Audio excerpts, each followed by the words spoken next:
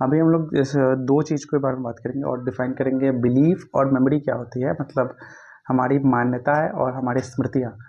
उसके बारे में बात करेंगे कि मान्यताएं क्या, मान्यताओं में और स्मृतियों में क्या अंतर है। ठीक है, तो जो मान्यताएं हैं वो कहीं ना कहीं हमारे स्मृतियों पे ही आधारित है। हमारी स्मृति ले लो, हमारे जो अनुमान है, या हम किसी से कुछ अज्यूम करते हैं, कुछ कंक्लूड करते हैं एक, तो उससे हमारी जो मान्यताएं है वो गहरी होती है। लेकिन जो स्मृति है वो स्मृति एक सूचना मात्र है, आपके जो दिमागी तंत्रिकों में एक सुरक्षित एक सूचना है, या एक तत्व, या ऐसे कह लो कि वो कुछ भौतिक चीज़ है। लेकिन मान्यताएं भौतिक नहीं है, मान्यताएं मानसिक है, स्मृतियाँ भौतिक है। जैसे एक मेमोरी होती है, मेमोरी कार्ड में स्टोर होता है, वैसे ही हमारी स्मृतियाँ भी एक स्टोर हमारे ब्रेन में स्टोर है। लेकिन जो हमारे बिलीफ है, हमारी जो मान्यता है, वो हमारे मन में संरक्षित है, वो हमारे मन में ही निर्माण किया गया है। तो पहले हमें देखते हैं कि जो मान्यता है उसका निर्माण कैसे होता है। पहला चीज़ तो है कि हम किसी भी हमारी जो स्मृति में जो भी घटना कैद है, कुछ सूचनाएं कैद है, उसको हम खुद से जोड़ने लगते हैं, हम अपने अहंकार से जोड़ने लगते हैं। अगर मेरा 3 मानो तो मेरा 3 कारण है इस मान्यताओं को बनाने के लिए। एक पहला तो हमारा अहंकार, दूसरा हमारा जो अनुमान है वो है अनुमान, मतलब हम किसी के बारे में अनुमान लगाते हैं। कोई मित्र है तो वो मित्र के व्यवहार को देख के हम उसका अनुमान लगाते हैं, तो वो अनुमान हमारी मान्यता बन जाता है। जब हम उससे कहते हैं कि शायद ये ऐसा ही होगा, आपको भी नहीं पता वो कैसा है और किसी को भी नहीं पता वो कैसा है, बस हम अपनी जो उसके बारे में एक अनुमान लगाते हैं, वो आपकी मेमोरी में भी नहीं है, एक आपके थॉट में ही एक अजम्पशन है जो आपके भीतर बैठ चुका है, वो आपके भीतर एक बिलीव बन जाता है। ठीक है, तो अगर और थोड़ा सा गहराई से समझो तो जो मेमोरी है ना वो एक तरह से नाउन हो गई, लेकिन अगर जो आपका बिलीफ हो गया वो नाउन और एडिक्टिव दोनों हो गया। मतलब आपने किसी को, जब भी आप बिलीफ के बारे में आते हो ना, तो बिलीफ में दो तरह से आते हैं, कोई ना कोई सूचनाएं आती हैं, नहीं तो हम किसी की विशेषता करते हैं कि मतलब कोई अच्छा है, बुरा है, या और भी तरह के उसमें विशेषण डालते हैं किसी के लिए। अब किसी दोस्त के लिए, किसी चित्र के लिए, किसी घटना के लिए, ये घटना अच्छा है बुरा है, तो ये भी आपकी कभी स्मृति में नहीं होता है कि ये घटना अच्छी है बुरी है, आपकी मान्यताओं में ही होता है कि उस घटना आपने कुछ बना लिया है। जैसे कोई लड़ाई कर रहा है तो आपके मन में एक पुरानी मान्यता बैठी हुई है कि लड़ाई करना हिंसा है, गलत है। तो अगर आप उससे मैच करते हुए दूसरी घटनाओं को देखोगे तो उसके भी लिए भी आपके लिए यही परसेप्शन रहेगा कि वो भी गलत है या वो भी हिंसा ही है। तो ये सारी चीज़ें, जो मान्यताओं का जो संसार है, ये ऐसे चलता है। और अगर आगे बात करें तो इसको मान्यताओं को ख़त्म कैसे करें, तो मान्यताओं को ख़त्म करने का तरीका है कि आप अपनी स्टार्टिंग यहीं से करो कि किसी के बारे में किसी को अज्यूम मत करो कि कौन कैसा है, कौन सी घटना कैसी है। कोई भी चीज़ हमारी जो पूरी की पूरी अभी से अगर सुबह से उठो और रात तक लो ना, तो हम जितने भी काम करते हैं ना, हमारे कहीं ना कहीं मान्यताओं की निशानी होती है। कि अगर कुछ भी ले लो आप, अगर पढ़ाई को ही ले लो, तो कैसे पढ़ाई करनी है, ये कहीं ना कहीं हमें मान्यताओं से ही आती है, हमारी सूचना में ये कैद नहीं है। हम कभी ये कहते हैं कि इस तरह से पढ़ाई करो, दूसरे को देख के तुलना करते हैं। जब तुलना करते हैं तभी भी जब हम दूसरों से तुलना करते हैं, तब भी हमारे भीतर एक मान्यताओं का विस्तार होने लगता है कि हाँ, क्योंकि दूसरा कैसे कर रहा है, वो अगर उस क्षेत्र में सफल है, तो हमारे भीतर एक मान्यता छप जाती है कि वो ऐसे कर रहा है, मतलब उस तरह से ही करना सही है ताकि हम सफल हो सके।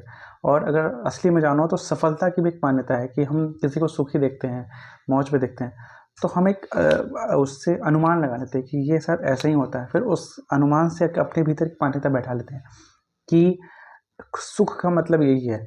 तो अगर आप शुरू से अगर सुबह में भी उठो, तो सुबह में भी उठने की जो आप प्रक्रिया है, कहीं ना कहीं आपको सिखाया गया कि सुबह उठो इतने बजे उठो, तो इससे आप सक्सेसफुल हो जाओगे। ये कहीं ना कहीं एक बिलीफ ही तो है ना, असली में रियलिटी तो नहीं है ना, आपको किसी ने समझाया है तभी आप ऐसे कर रहे हो।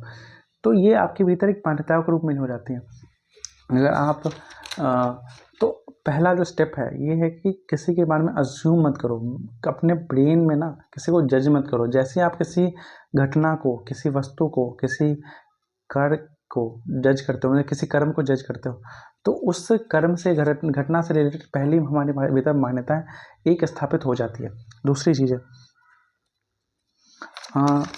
पहली चीज़ है। अब दूसरी चीज़ ये है कि हमें अपने ईगो ख़त्म करना है। ईगो कहने का मतलब यहाँ पे मैं थोड़ा सा अलग समझाऊंगा। जो हमारी ईगो कहने का मतलब कि हमारी जो पर्सनल बिलीफ है उसको पकड़ना नहीं है।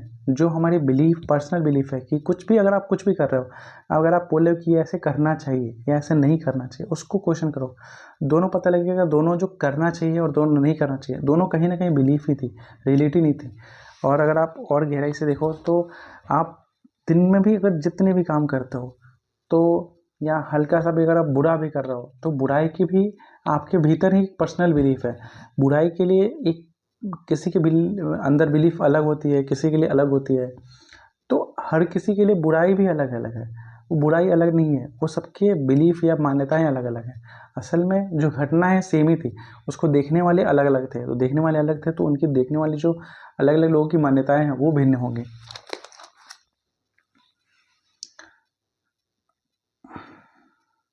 और इसका एक और जो चीज़ है, इसको ख़त्म करने का जो चीज़ है, पहले हम एक और चीज़ देख लेते हैं कि एक नई मान्यता हमारे भीतर निर्माण होती है।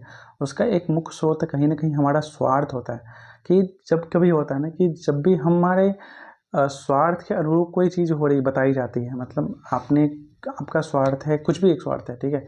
आपका स्वार्थ है कि आलसी होना, तो आपको जो भी ऐसे लोग मिलेंगे जो उस आपके आलसपन को कहेंगे कि ये सही है, उसको कहें कि हाँ ये सही है, तो आप उस चीज़ को और गहरे अपने मान्यता बना लोगे कि हाँ, क्योंकि वहाँ आपका स्वार्थ जुड़ रहा है। तो उस स्वार्थ से जुड़े हुए अन्य तथ्य को भी आप मान्यता बना लोगे। अगर मान लो आप, जैसे एक और मैंने अभी आलस का ही एग्जाम्पल दिया, अगर आपसे कोई बोले कि सुबह नहीं दौड़ना चाहिए, इससे ये हानि होती है, कम खाना नहीं खाना चाहिए, इससे हानि होती है, तो आप पहले उन सूचनाओं को अपने भीतर इकट्ठा करोगे, ठीक है। वो स्मृति में तो आएंगे, हर लोग, जितने भी लोग उस सूचना को ग्रहण करें उनके स्मृति में आएंगे। लेकिन जो आलसी नहीं है तो उसको मान्यता नहीं बनाएंगे, उसको कहेंगे नहीं मैं इसको नहीं मानता हूँ। लेकिन आप कहोगे कि मैं इसको मान्यता हूँ, क्योंकि वो आपके स्वार्थ के अनुरूप आ रहा है। एक और चीज़ हो जाती है जब स्वार्थ से और आगे जाते हैं, कि कभी कभी ऐसा हो जाता है कि हम किसी तर्क पे एक समय रुक जाते हैं। कोई हमारे साथ में बैठा है, हमारे से गहरा तर्क कर रहा है, जब हमारे एक तर्क से एक कहते हैं ना, छोटा सा हमारा तर्क है, उससे हमारा एक स्वार्थ जुड़ा हुआ है। लेकिन कोई दूसरा इंसान आता है, वो थोड़ा सा, उसकी जो क्रेडिबिलिटी है वो थोड़ा ज़्यादा होती है, कोई मतलब बड़े कॉलेज कॉलेज से होगा या कुछ, उसको दिखाने के लिए, मतलब एक बड़ा है कोई होगा, ठीक है, या उसके सामने आपसे ज़्यादा गहरे तर्क होंगे। तो जब आपका पहले तो आप उस तर्क को बचाने की कोशिश करोगे, क्योंकि तर्क भी कहने का मतलब, तर्क का जो निष्कर्ष है वो भी आपके लिए एक मान्यता ही है। तो पहले आप उस मान्यताओं को पूरी बचाने की कोशिश करोगे, जितना हो सके उतना प्रयास करो कि मैं उस मान्यता को बचा लूँ। लेकिन एक टाइम ऐसा आएगा कि आपके तर्क उसके सामने फीके पड़ने लगेंगे, तो कहीं ना कहीं आप उसके सामने एक हार या मतलब हथियार डालोगे। अब उस समय क्या होता है, आपकी मान्यता खंडित नहीं होती है, आपकी पिछली मान्यता खंडित हो जाती है।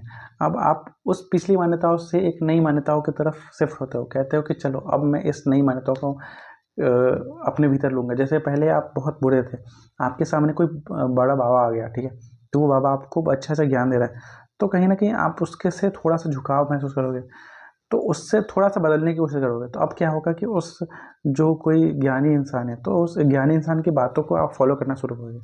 लेकिन आपकी यहाँ पे मान्यताएं खत्म नहीं हुई हैं, आप एक मान्यता से दूसरी मान्यता की तरफ शिफ्ट हो गए हो।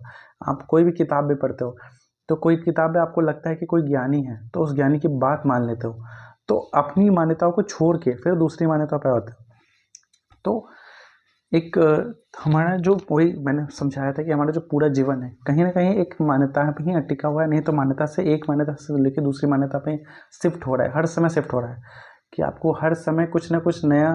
अगर अगर जो लोग ध्यानी है ना, तो जो ध्यान में है तो उनके लिए तो संसार में कोई मान्यताएं है ही नहीं, उन तो स्वतंत्र जीते हैं। लेकिन जो ज्ञानी है ना, उनके लिए पढ़ाई लिखाई भी मान्यता हो जाती है। अगर वो विज्ञान को भी पढ़ेंगे, मैथ को भी पढ़ेंगे, तो उसको भी मान्यता बना लेंगे।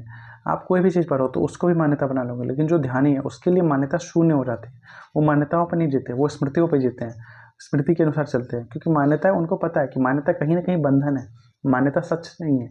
हमें सच के लिए भी मान्यता बना लेते हैं कि सच्चाई ये है, लेकिन सच्चाई के लिए मान्यता एक हमारा एक उस सच्चाई के बारे में जो सूचनाएं हैं, जो तर्क है, उससे एक हमारा जो संबंध है, तो उस संबंध को हम कहते हैं कि मान्यता है।